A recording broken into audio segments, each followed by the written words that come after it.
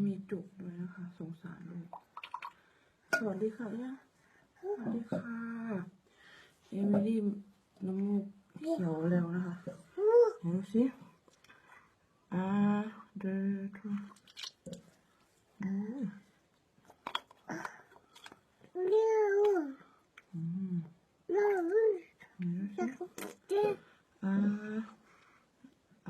เดินถ้วยได้งั้นเด็กหนูเพิ่งเป็นเมื่อวานนี้ทำไมหนูเขียวเลยจังเลยอ่ะ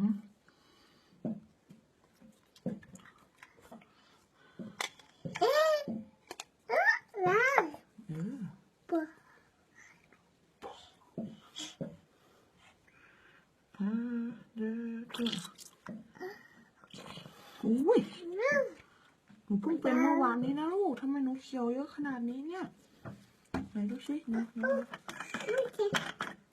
อีกทีก็สุดที่ละ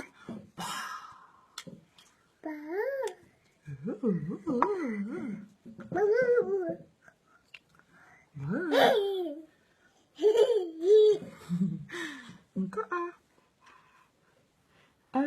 เดินทำไมมันเยอะอย่างนี้วะ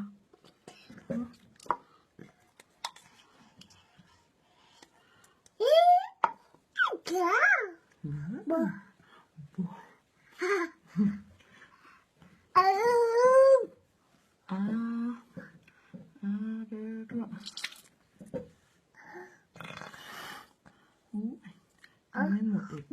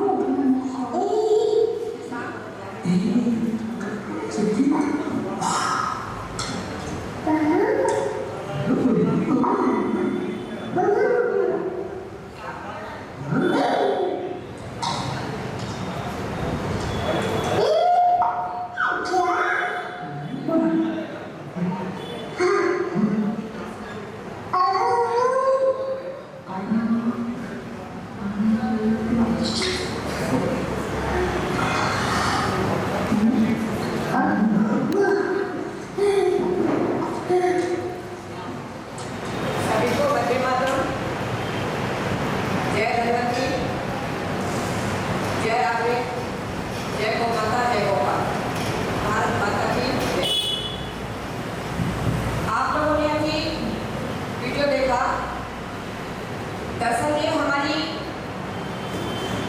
प्राचीन पद्धति है जल नेति, सूत्र नेति, घृत नेति, रबड़ नेति। आज हम अपनी सारी पद्धतियों को बुलाकर उलझ चुके हैं और बीमारियों में घिर चुके हैं और इन्होंने हमारी उस पद्धति को और सुंदर तरीके से दर्शाया है। इंजेक्शन से पानी पुश करो सारा निकल आएगा और हम उल्टा क्या कर रहे हैं, अरे जुकाम हो गया कुछ देते क्यों नहीं। अब जितना आप लोगों ने देखा इसमें कि गंदगी निकली है, यही गंदगी शुरुआत में आपके सिर से लेकर शादी तक जमा होगी। बहरापन, आंखों की रोशनी कम, नींद कम, याददाश्त, अस्थमा, माइग्रेन, सर दर्द, बालों का झड़ना, बालों का कोरापन, सफेद होना, सर्वाइकल, माइग्रेन, स्पॉन्डिलाइटिस, ये जितनी भी सर से लेकर छाती तक है, कंधों का जकड़ना, बाहें ऊपर न होना, सर से लेकर छाती तक जितने भी रोग हैं केवल इस जुकाम के रोकने के कारण है, जुकाम की गोलियां खाने के कारण है। तो थोड़ा सा हमें ध्यान देना होगा, हमें गोली नहीं खानी है, हमें जो जुकाम हो रहा है उसको साफ करें, क्योंकि यही जमा प्रकृति निकाल कर जो हमारे अंदर टॉक्सिन जमा हुए हैं जुकाम के रास्ते, उल्टी दस्त के रास्ते, एक प्राकृतिक डायलिसिस हो रहा है। हम ये जुकाम रोग के नस नाड़ियों को, अंग प्रत्यंग को जाम कर रहे हैं, वहाँ जमा होगा और ये सर दर्द से लेकर कैंसर तक पहुँचेगा। पहले तो सर से लेकर छाती तक जमा होगा, जितना भी जो भी बीमारी है वो इसी के कारण है, फिर आगे के अंगों में फैलेगा। और कहा जाता है अरे सर दर्द हो गया है कुछ लेते क्यों नहीं, सर दर्द हो गया है लेकर माना आप सर दर्द की गोली खाकर उसको चंद घंटों के लिए वैसे जो दर्द पहुंचाने वाली दर्द है उसको सुला दोगे, दर्द कम नहीं होगा, वो मैसेज नहीं पहुंचेगा, दर्द बरकरार रहता है। और आगे कहता है आंख भारी तो माथ भारी, आपकी आंखों में मल फंसा है, आपका पाचन सही नहीं है, इसलिए आपके उस अल्पचे भोजन में गैस बन रही है, सर रहा हो और सर दर्द का कारण बन रहा है।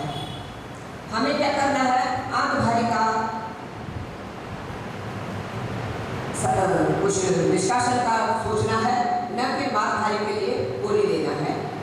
यही गोली खा के हम आज एक गोली खाते हैं तो 5 साल बाद ऐसा लगता है ये गोली असर नहीं करते हैं, तो कर लेते हैं, फिर कुछ अलग तरीके की दवाइयाँ फिर मिलती हैं, होते ले दे के सारे ड्रग्स हैं। एक जमाना था 25-50 रुपये पानी खोदते थे निकल आता था, आज कई जगह 1000-2000 खोदो तो भी पानी नहीं आता है। ऐसे ही जो हमारा जीवनी शक्ति रूपी पानी है वो ये गोलियां खा कर उसको निचोड़ कर और हमें चलाया जा रहा है। जो जीवनी शक्ति रूपी पानी हमें 50, 60, 70, 100 साल की उम्र में काम आता, वो हमारा निचोड़ के ये गोलियां हमें आगे धकेल रही हैं ये ड्रग्स के माध्यम से। ये दरअसल इलाज नहीं है, ये उलझन है। लौटना तो पड़ेगा आयुर्वेद की तरफ, राजी लौटोगे तो ठीक है, नहीं तो गैर राजी वक्त लौटाएगा, आज आने वाला वक्त लौट आएगा, आपको गैर राजी लौटना पड़ेगा, क्योंकि इसके रिजल्ट नहीं है आदमी के इलाज में। ये अंग भंग करने में विश्वास रखता है। ईश्वर ने अगर हमें टॉन्सिल दिए हैं तो हमारे दोनों चौकीदार हैं कि आपके अंदर जो गले में कोई भी गलत चीज गई है तो वो चौकीदार बता देते हैं भाई कुछ गलत है, हमें खांसी होगी, ठसका लगेगा या टॉन्सिल में थोड़ा खिंचाव होगा, टॉन्सिल बढ़ जाएंगे, ये इंडिकेटर है। हमारे चौकीदार हैं, उन चौकीदारों को निकाल दिया तो कुछ भी डाल दो अंदर। ईश्वर ने जो दिया है उसको अनुगत करा के नुकसान ही होगा। ईश्वर ने जो दिया है वो हमारे लिए बहुत जरूरी है। दूसरी बात, जो हम अन्न खा रहे हैं 3 वक्त का, दादी नानी के जमाने का 3 वक्त का भोजन ले रहे हैं, या तो हम दादी नानी के जमाने में इतना शारीरिक श्रम करें तो वो पाचन होगा। दुनिया की कोई भी बीमारी है जिसका वैज्ञानिक बोले कि अभी इसका इलाज ढूंढ रहे हैं या आगे हम इसका इलाज निकालेंगे, हैं, हर बीमारी आपका अल्पचा भोजन के सड़ने से है, कुछ भी नहीं है, क्योंकि हम शरीर रूपी गाड़ी चला नहीं रहे हैं, भोजन रूपी पेट्रोल ले रहे हैं। वो अल्पचा भोजन सड़ रहा है, उसमें बैक्टीरिया वायरस पनप रहे हैं, उसके लिए एंटीबायोटिक दिए जा रहे हैं और पेनकिलर्स दिए जा रहे हैं और कई तरह के दवाइयों के नाम बदल के दे रहे हैं। कुल मिला के है वो ड्रग्स। तो शरीर रूपी गाड़ी चला रहे हो तो भोजन रूपी पेट्रोल दो, वरना फल सलाद रसाहार में आ जाओ, फलाहार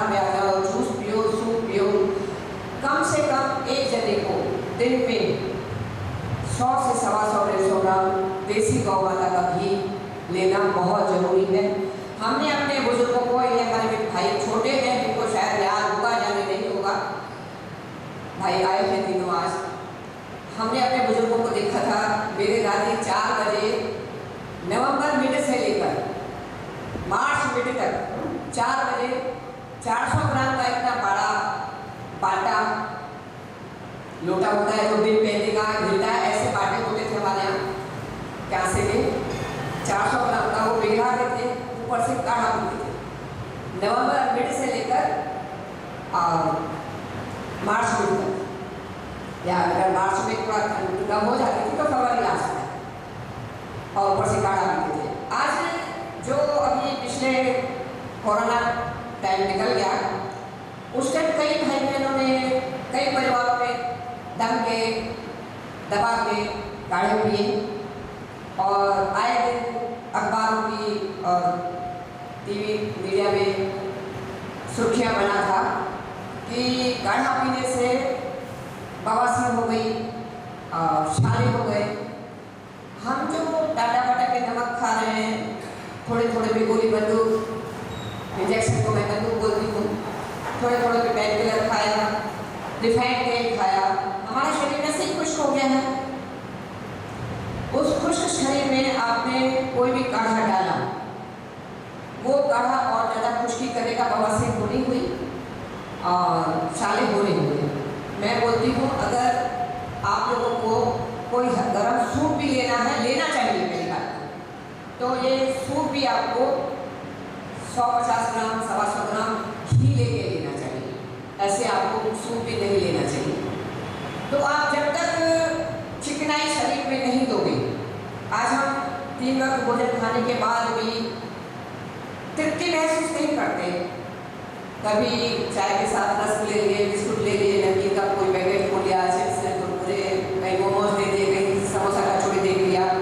मतलब दादी नानी से भी बहुत आगे, 3 टाइम के भोजन से भी बहुत आगे जा चुके हैं। वही भोजन सड़ रहा है, पाचन तो होगा ही नहीं। तो इस कोरोना में काढ़े ने जो किया है काम छाले और बवासीर का,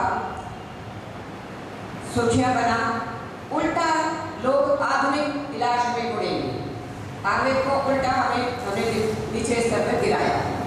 तो थोड़ा ये ध्यान दो, कोई भी काढ़ा पीना है, क्योंकि अब सर्दियाँ आ रही हैं, तो कोई भी काढ़ा पीना है सर्दियों में अगर हम पीते हैं। वैसे तो 12 महीने आप गरम मसाला ले लो, हर तरह का मसाले में 50-50 ग्राम गरम मसाला पीस के, उसमें 10 तरह का मसाला है तो ये 50-50 ग्राम 500 ग्राम हो गया। गेहूं का चौकर जो हम गायों को खिलाते हैं, और गाय माता हमारी अमृत जैसा दूध देती है, और हम वो चौकर शान के खाते हैं, और वो चौकर निकाल के मैदा खाते हैं। सोचो हम कहाँ जा रहे हैं, ये सब हम बहुत अपने आप को निचले स्तर पे पहुंचा रहे हैं। तो 500 ग्राम चौकर को बिना घी तेल के लोहे की कढ़ाई में रोस्ट कर लो, उसको मिला लो उस गरम मसाले में, तो ये बन गया आपका फाइबर हर्बल टी। इसमें काला नमक और गुड़ मिला के उबालो, मिट्टी के बर्तन में ही उबालो, और हो सके तो रात को मिट्टी के बर्तन में भिगो लो, सवेरे उबालो, और उबाल के नींबू निचोड़ लो उसमें मिट्टी के गिलास में, और नींबू निचोड़ के ऊपर से बिना छाने, क्योंकि पिसा हुआ है तो फाइबर को हमारा जरूरी है उतना, बिना छाने अगर वो मिट्टी के गिलास में घी पी के पियोगे तो आपके शरीर में स्थिरता होगी। तो आज हमारे को जो तृप्ति नहीं होती, 3 वक्त खाने के बाद भी ऐसा लगता है ये भी खा लिया जाए, वो भी खा लिया जाए। भोजन खाने के बाद ऐसा महसूस होना चाहिए अब हमारे आगे कोई हमारी मनपसंद चीज भी रखे, हम आगे अंदर ना जा सकें, उसको कहते हैं तृप्ति। आज तृप्ति नहीं है क्योंकि हमारी शरीर की भाषा बिगड़ चुकी है, हमें शरीर की भाषा का मालूम ही नहीं है कि तृप्ति क्या होती है। ये भाषा बिगड़ने का सबसे बड़ा एक मेन ये भी कारण है, ईश्वर ने 6 रस बनाए हैं,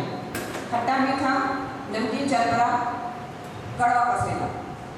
हमारे बुजुर्ग सवेरे की शुरुआत कड़वे दातुन से करते थे, तो हमारा शठरस सम रहता था, जिसके चलते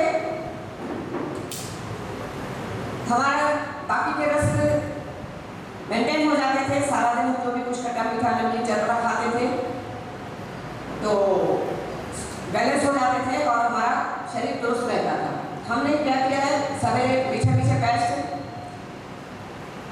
मीठे मीठे चाय बिस्कुट, जहाँ भी मीठा जाएगा आप कहीं मीठा फैला दीजिए, किसी ने पैदल फैल जाता है। आप कभी चींटियों को या मक्खियों को इन्वाइट नहीं करोगे, अपने आप आ जाएंगे। आप सवेरे जो शुरुआत मीठे से कर रहे हो तो कई तरह के हानिकारक बैक्टीरिया वाले अंदर आएंगे और बीमारी में धकेलेंगे। शुरुआत होनी चाहिए कड़वे कसेले से, ये ध्यान देना है। एक तो स्निग्धता नहीं है, घी नहीं है, रिफाइंड तेल खा रहे हैं, जिसके चलते हमारे अंदर स्निग्धता न होने के कारण तृप्ति नहीं है, शठरस बिगड़ा हुआ है, तो हमें शठरस सुधारना है, स्निग्धता देनी है। अगर बीमारियों से बचना है तभी हम हमारे ऋषि मुनियों की अमर वाणी जैसी की तैसी रख देंगे और पहला सुख निरोगी काया को मूर्त रूप दे पाएंगे। अगर आपको देखो कितना भी पैसा खर्च कर लो, सेहत दोबारा नहीं मिल पाएगी। इसके लिए आपको बहुत ध्यान रखना पड़ेगा, बहुत संजो के चलाना पड़ता है शरीर को। बहुत अनमोल चीज है ये, इतना अनमोल शरीर ईश्वर ने दिया है हमें, तो इसको बहुत सहेज के चलाओ। इस 50 ग्राम की जीभ को छोड़ो, 50 ग्राम की जीभ को जब तक नहीं छोड़ोगे तब तक थोड़ा हम निरोग रह नहीं सकते। हम थोड़ा सोचते हैं ये खा ले वो खा ले, इनसे बचो। शुरुआत कड़वे से करो, शुरुआत आप कड़वे कसेले से करो, बात बनेगी तब अगर निरोग रहना। दूसरा, हमारा पूरा का पूरा आयुर्वेद वात पित्त कफ और शठरस मैंने बता ही दिया, वात पित्त कफ और शठरस पे है। जब वात पित्त कफ और शठरस सम हो जाएगा तभी हमारे सप्त धातु सम होंगे, वरना हमारे सप्त धातु सम नहीं होंगे। फिर जितनी भी बीमारियां हैं, इनफर्टिलिटी है, जो भी कुछ है, वो सब हमारे सप्त धातु बिगड़ने के कारण है। तो सबसे पहले हमें वात पित्त कफ सम करना सीखना है। उसके लिए क्या करना पड़ेगा कि जैसे यहाँ अगर बहुत कचरा हो जाए, हम सोचे यहाँ से कचरा जहाँ जहाँ पड़ा है वो उठाएं, वो आसान है कि झाड़ू लगा के एक जगह करके उठाएं, वो आसान है। तो झाड़ू लगा के एक जगह इकट्ठा हो जाएगा और कचरा उठा के फेंकना बहुत आसान हो जाएगा, जरा जरा से उतनी सफाई भी नहीं होगी। ऐसे प्रकृति जो हम 5-7 घंटे रात में सोते हैं, प्रकृति हमारे शरीर में झाड़ू लगाती है? तो क्या करती है कि ना, झाड़ू लगा के वात पित्त कफ को सम कर देती है।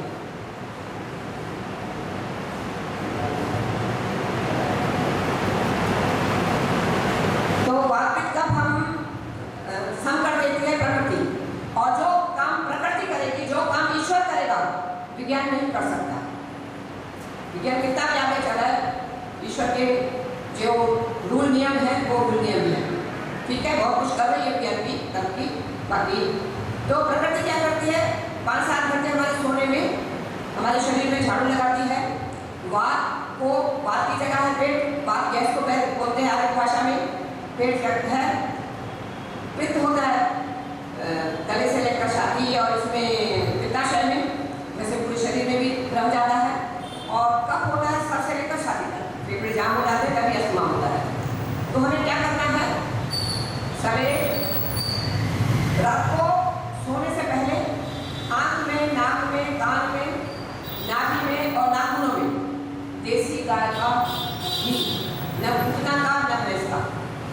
घुटना आप समझते हैं, जो आजकल जर्सी गाय चल रही है, दोगली है, उनका नहीं, मार्केट का नहीं, मार्केट का कोई भी ब्रांड नहीं सही आ रहा है। तो देसी गाय का घी अपने किसी परिचित से लो, अपने घर में रखो, सबसे बेहतर है। उसका घी नाक, कान, आँख, नाभि, नाखूनों में डाल के सो, नाक में 1-2 बूंद, आँखों में 1-2 बूंद चलेगा। नाक में अगर आपने 100 ग्राम भी डाला तो भी चलेगा। तो आप नाक में भी घी डालो, और कान में दोनों फूट डाल के दोनों तीन चार फूट चल जाएगा। और नाभि में 2 फूट डालो और जो नाखूनों में करोगे तलवे पर 4-5 फूट लो, 5 नाखून ऐसे बिल्कुल ऐसे करके यहाँ डिप करो, जितनी देर हो सकती है 5-10 मिनट उसको रगड़ो। वैसे मेरा वीडियो है, आप लोग उस पर जाएंगे यूट्यूब पे डीलर 204 से, और मेरा डेली 7 बजे से 11 बजे तक टेलीग्राम पे सत्र चलता है डेली।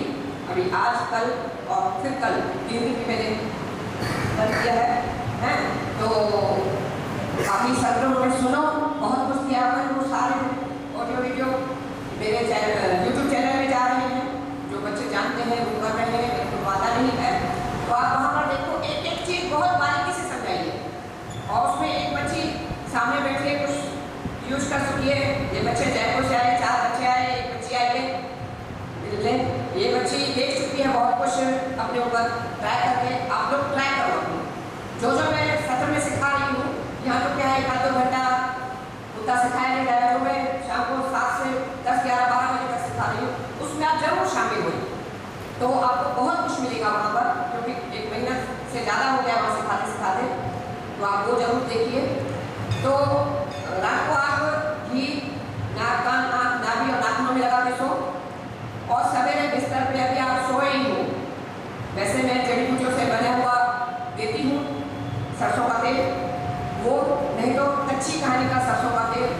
आँखों में 1-2 फूट डालो, नाक में 100 ग्राम डालो, कान में 2-3 फूट डालो, नाभि में 2-3 फूट डालो, और फिर नाखूनों में डालो। सोते सोते ही यह काम करना है।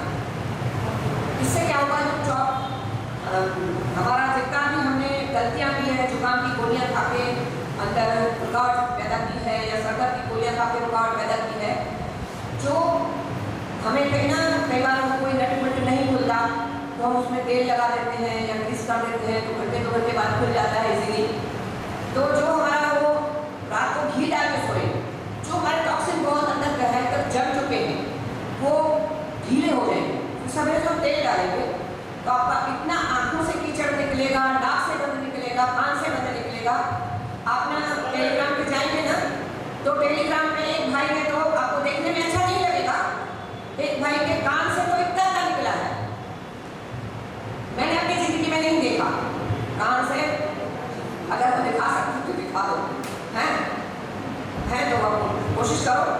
और नाक से इतना निकल रहा है, और फिर मैंने जो अभी बताया कि आपका सर से लेकर छाती तक सारे रोग समाप्त हो जाएंगे, इससे उस भाई का ना चेहरे के झाई में कालापन भी चला गया। तो मैंने कहा भाई वो भी तो, जबकि मैंने नहीं बताया, तो मैंने ये बोला है कि भाई वो भी तो हमारा चेहरे और छाती के बीच में, सर से छाती के बीच में आ गया ना चेहरा, उसका चेहरा भी गिर गया मात्र 5-7 दिन में। तो आपको टेलीग्राम में बहुत कुछ मिलेगा, और यूट्यूब चैनल पे मेरे आ गए ना जवाब दे। 1 मिनट रोक लो भाई।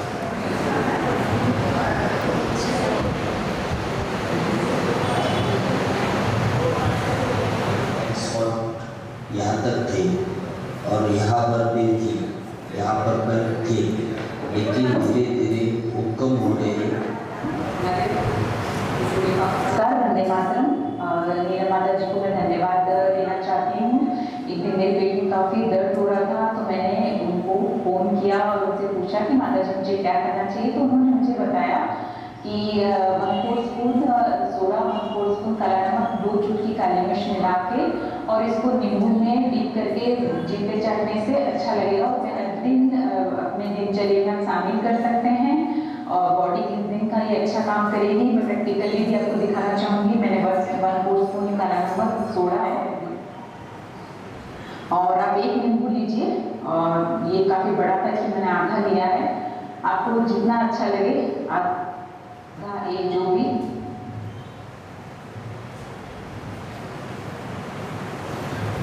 उसमें प्रकृति झाड़ू लगाती है, जो प्रकृति काम करेगी या नहीं कर सकेगा। तो रात को हम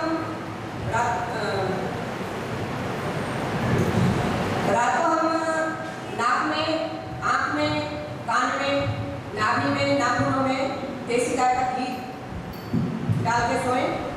हैं। तो इससे जो हमारे जैसे कोई नट बोल्ट जंग खा जाता है, नहीं खुलता, तो उसके लिए हम ग्रीसिंग करके सोते हैं, छोड़ देते हैं थोड़ी देर, या बॉइलिंग करके छोड़ देते हैं, फिर आसानी से वो नट बोल्ट खुल जाता है। ऐसे ही तो हमारे अंदर बहुत गहरे टॉक्सिन जमे हुए हैं, रात को घी डालने से वो ढीले हो जाए। फिर सवेरे बिस्तर पे अभी सोए ही हैं तो आप नाक में, कान में, आँख में, नाखूनों में, नाभि में वो मेरा वाला तेल लेते हैं, नहीं तो कच्ची घानी का तेल आप डालो, तो इस कदर श्लेष्मा कफ निकलेगा कि आपका धीरे धीरे धीरे सर से लेकर के शादी तक के सारे रोग खत्म हो जाएंगे बिना किसी दिक्कत के। प्लस खान पान भी सुधारना है। दादी नानी के ज़माने का इन वक्त का भोजन वही खाए जो दादी नानी के ज़माने में थी। मेहनत कर रहा है वरना भोजन सड़ेगा, परेशानी देगा। अब ये जो हमने घी रात को डाला और सवेरे तेल डाला, इससे हमारा कफ, मैं वातपित्त कफ बता रही थी, इससे हमारा कफ कम होगा, क्योंकि पूरा का पूरा आयुर्वेदिक वातपित्त कफ पे लिखा हुआ है। तो हमें क्या करना है कि इससे कफ बैलेंस हो गया, फिर हमें उठते ही बिस्तर पे नीचे नहीं उतरना, ऐसे वज्रासन में बैठना है। तो इससे वज्रासन में बैठ सकते हो तो 15 मिनट बैठिए, बहुत अच्छा रहेगा। तो ऐसे 5 मिनट ऐसे करना है, ऊपर सांस लेना है, ताली बजाना है, नीचे मुट्ठी बंद करके ऊपर सांस लेना है, नीचे छोड़ना है।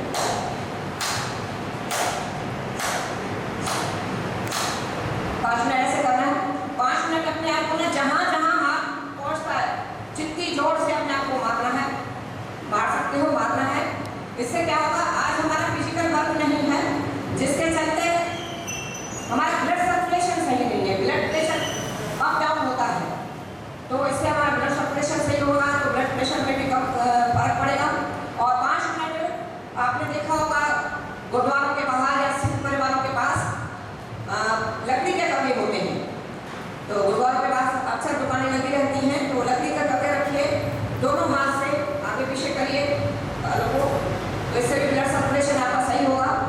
और किसी टाइम ऐसा लगता है आपको कि हमें आज 10, 15, 17 घंटे या 20 घंटे काम करना पड़ा है, बहुत थकावट हो रही है, तब भी अगर आप ऐसे पंगा करेंगे तो इससे आपकी थकावट चली जाएगी, एकदम फ्रेश हो जाएंगे 5 मिनट में। तो इससे आपका ब्लड सर्कुलेशन सही होगा। प्लस वज्रासन करने से आपका वात फ्री हो, वात से फ्री हो जाएगा।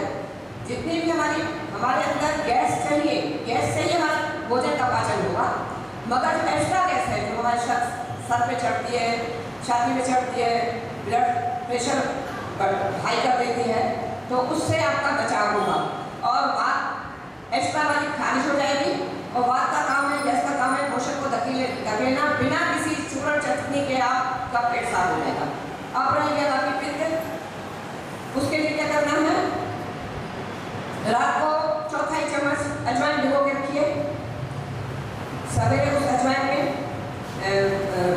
1 कप पानी में 1/4 भिगो के रखिए और सवेरे उसको उबालिए काला नमक डाल के और गुड़ डाल के, और 25-50-100 ग्राम देसी गाय का घी पी के ये अजवाइन वाला पानी पी लेंगे आप, तो आपका इससे पित्त कंट्रोल हो गया। वात, पित्त, कफ और छठरस में पहले समझा चुकी, पर मैं फिर से थोड़ा सा शॉर्ट में बता दूंगी है कि ये आपने बैलेंस किया तो सब धातु अपने आप बैलेंस हो जाएंगे, कोई बीमारी नहीं लगेगी। प्लस जितना शरीर की गाड़ी चला रही है उतना भोजन की पेट्रोल लें, वरना वो बचा भोजन सड़ेगा, पाचन नहीं होगा और बीमारी करेगा।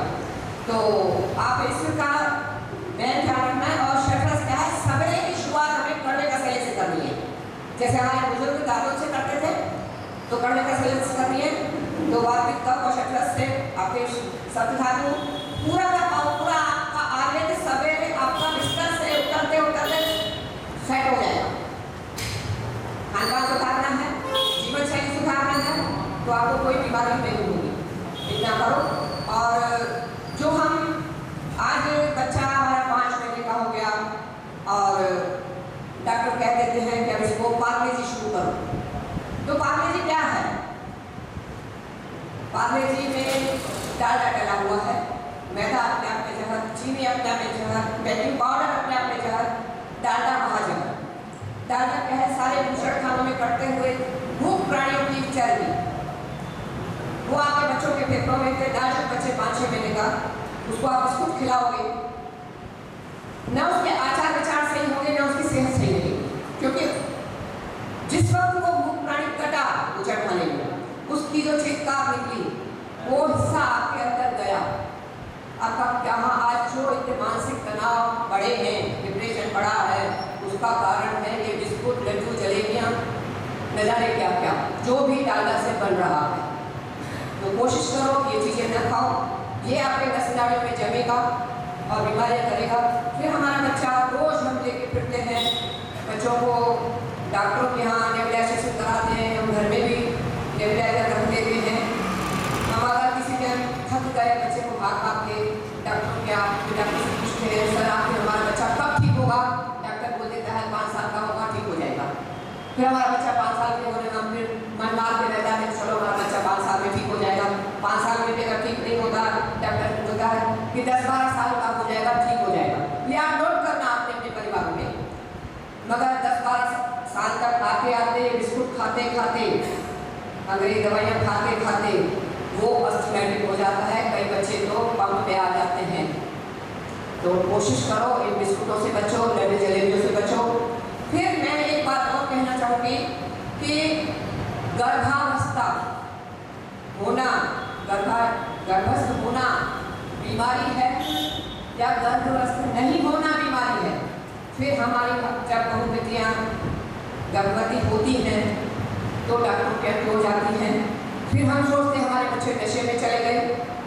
आपने गर्भावस्था में ही बच्चों को डॉक्टरों के यहाँ जाके ये वो दवाइयाँ खा के बच्चों को नशे की आदतें डाल दी।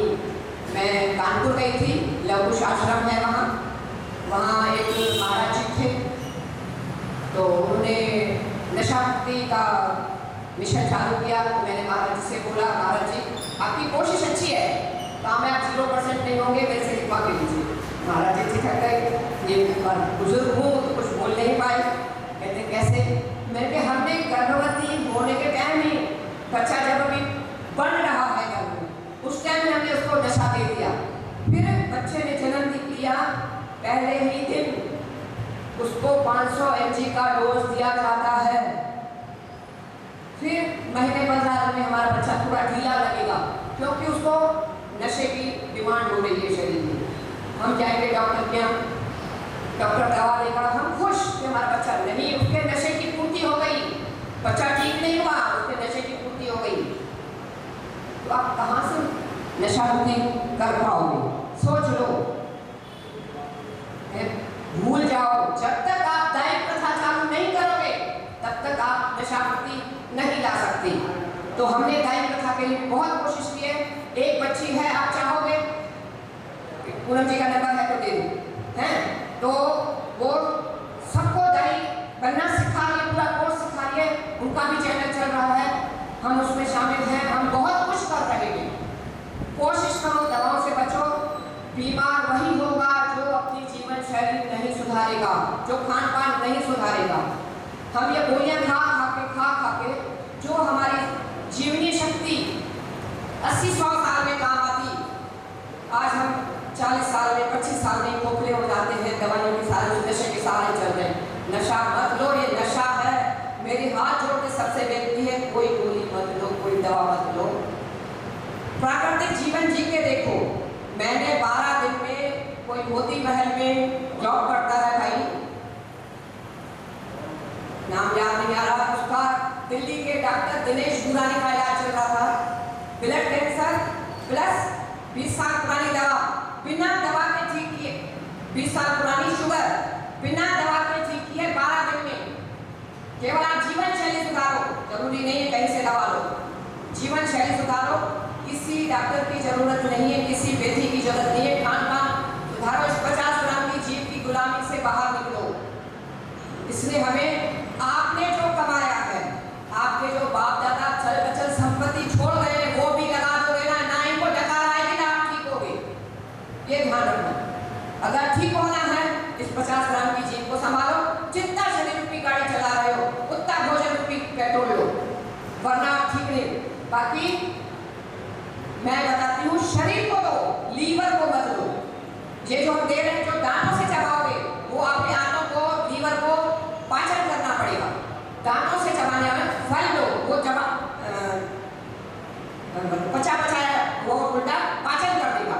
जो हम भोजन खाएंगे हैं, वो हमारा पाचन करना पड़ेगा।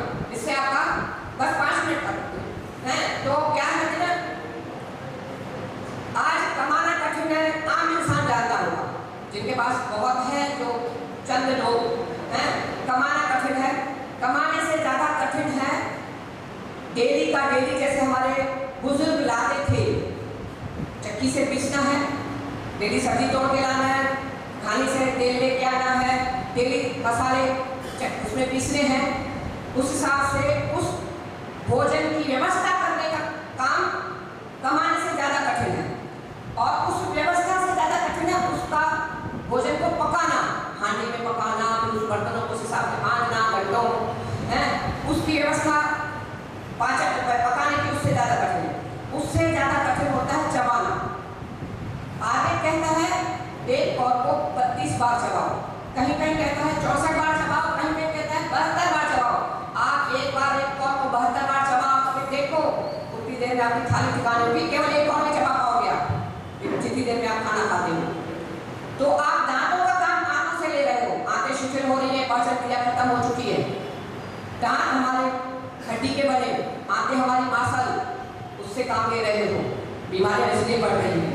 फिर चबाने से ज्यादा कठिन है उसका पाचन करना, क्योंकि हम शारीरिक श्रम नहीं कर रहे, पाचन नहीं होगा।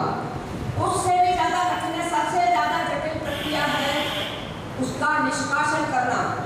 आप कहीं चूर्ण ले रहे हो, कहीं एनिमा ले रहे हो, कहीं कुछ ले रहे हो, कहीं कुछ ले रहे हो। मैं यहाँ सारे नाम नहीं बताऊंगी क्योंकि महाराज जी बैठे हैं। हर गलत काम कर रहे हो आप, धक्का मुक्की कर रहे हो। आप किसी आंधी में फंस जाओ, वो आपको धक्का मुक्की देगी। जो पिंडे को ब्रह्मंडे, उस आंधी में आप खड़ नहीं पाओगे, जबकि आपके पूरे शरीर पे चमड़ी है, अंदर चमड़ी नहीं है, पूरा मांसल है, अंदर ओपन है। तो उस जो बाहर आंधी है, वो आंधी आपके अंदर गैस के रूप में है, वात के रूप में है, उससे आपका शरीर पूरा दब रहा है, डैमेज हो रहा है, उसको आप पाचन नहीं होगा। और जो चीज हमें अंदर रखनी नहीं है, निष्कासन करनी है, ये ना मैंने बता रहे हैं ना, हमें निष्कासन करना है। तो उस चीज के लिए हम इतना जटिल प्रक्रिया से शरीर को गुजारें क्यों, ये आपको समझना पड़ेगा। हम इतनी जटिल प्रक्रिया से शरीर को गुजार क्यों रहे हैं, उतना शरीर हमारा डैमेज होगा जितनी जटिल प्रक्रिया से गुजरेगा। जब हमारा फल जल्दी पाचन हो जाएगा, सलाद जल्दी पाचन हो जाएगी, तो हम क्या थोड़ा बहुत मिलट लीजिए, तो आपका पाचन आसानी से हो जाएगा। तो खून हमें आखिरी सांस तक चाहिए, तो आप फल सलाद लोगे, थोड़ा बहुत मिलट भी लेना है। 2 और 3 बजे के बाद वो अन्न भी नहीं जाना चाहिए, नमक भी नहीं जाना चाहिए अंदर। तो आप ऐसा करो, मैं गारंटी देती हूँ, मेरा दावा है कोई बीमार नहीं होगा। थोड़ा सा समझिए, विनती है मेरी कि बहुत लोग पढ़ चुके हैं, हमारी नासमझी है, हमें अगर कोई समझाता है हम किंतु परंतु कर देते हैं। भाई लौटना पड़ेगा, राजी राजी लौट के आओ, मेरी करवत विनती है सबसे, राजी राजी लौट के आओ, वरना तो बहुत मुश्किलें आने वाली हैं आगे। जो ड्रग माफिया भी चलते हैं, चक्कर चल रहे हैं। आप लोग ना डॉक्टर विवाना वर्डिक को सर्च कर लो, बाहर की डॉक्टर हैं, उन्होंने बाकायदे ड्रग माफिया से इतना, मेरे यहाँ बैनर लगे हुए हैं उसका भी, तो उन्होंने बाकायदे टक्कर दी थी कि कैंसर और कीमो आपकी दुकान है। उनको कोई वकील नहीं मिला था ड्रग माफिया के डर में, उन्होंने वकालत अपनी खुद की थी। इतनी उनको लालच दी गई आप इसको छोड़ो, मगर उन्होंने नहीं छोड़ा, तब उन्होंने ड्रग माफिया के साथ टक्कर दी है। ये ड्रग माफियाओं से बचना है, 50 ग्राम की चीज को कंट्रोल करना पड़ेगा। आपने कुछ मत करो, केवल इस शरीर को हमें वापस देना है। आपके अंदर 1 किलो भी वजन ज्यादा है ना, माना आप उस ईश्वर के गुनहगार हो सबसे बड़े। अगर आपको सर दर्द भी है ना, नहीं समझ रहे बहुत ही अनमोल शरीर ईश्वर ने दिया है, जिसको ईश्वर देवता भी तरसते हैं। इसको संभालो, पहला सुख निरोगी काया, जैसी की तैसी रख देने वाले उस ईश्वर की अमर वाणी को, बुजुर्गों की, ऋषि मुनियों की अमर वाणी को मूर्त रूप दो, मेरी सबसे कदर होती है। थोड़ा जानो। वंदे मातरम। अब हम यही खत्म कर रहे हैं।